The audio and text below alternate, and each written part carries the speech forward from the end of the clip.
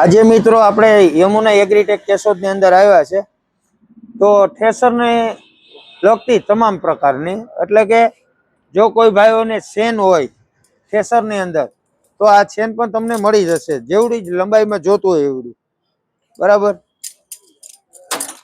બીજું કે બકેટ ઘણા મિત્રોને 5x8 નું 5x8 નું આવતું હોય 4x8 નું આવે 4x4 નું આવે પ્લાસ્ટિક ની અંદર 5x4 પછી આની જે અંદર 8x5 નું પણ બકેટ આવશે મિત્રો। જે કોઈ ભાઈઓને ઝૂલા માટે જોતું હોય તો તે પણ અહીંયા મળી જશે। બીજું કે છોકડી તો મિત્રો તમારે કોઈ પણ ચોકડી જોતી હોય તો અહીંયા મળી જશે।